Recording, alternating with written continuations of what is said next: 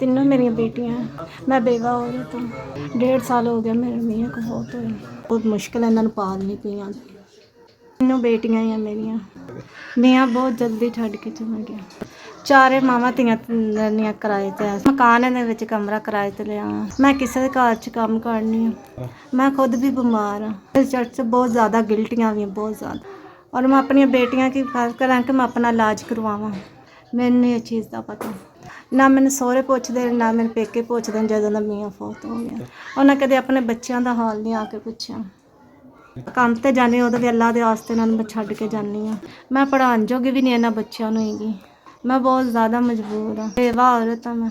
ਨਾਲ ਗਿਲਟੀਆਂ ਦਾ ਵੀ ਮਸਲਾ ਨਾਲ ਬਲੱਡ ਪ੍ਰੈਸ਼ਰ ਵੀ ਘੱਟ ਰਹਿੰਦਾ ਵੇ।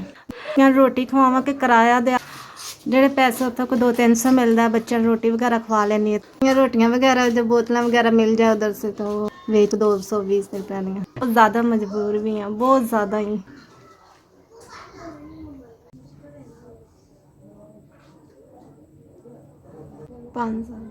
5,000 ਇਦਾਰੇ ਦਾ ਬਹੁਤ ਬਹੁਤ ਸ਼ੁਕਰੀਆ ਜਿਹਨੇ ਮੇਰੇ ਬੇਵਾ ਦੀ ਮਦਦ ਕੀਤੀ। 5,000 ਦੀ ਤੁਸੀਂ ਮੇਰੇ ਬੱਚਿਆਂ ਵਾਸਤੇ 5,000 ਰੁਪਇਆ ਦਿੱਤਾ। ਮੈਂ ਤੁਹਾਡੇ ਬਹੁਤ ਸ਼ੁਕਰਗੁਜ਼ਾਰ ਹਾਂ। ਮੇਰੀ ਦੁਆ ਹੈ ਦਾਰਨ ਸਲਾਮਤ ਰੱਖੇ ਅੱਲਾਹ ਤਾਲਾ। ਮੈਂ ਤੁਹਾਡੇ ਦਾਰਨ ਸਲਾਮਤ ਰੱਖੇ। ਤੁਸੀਂ ਮੇਰੇ ਬੇਵਾ ਔਰਤ ਦੀ ਮਦਦ ਕੀਤੀ। ਮਦਦ 5,000 ਰੁਪਏ ਆ ਗਏ ਮੇਰੇ ਕੋਲ ਮਦਦ।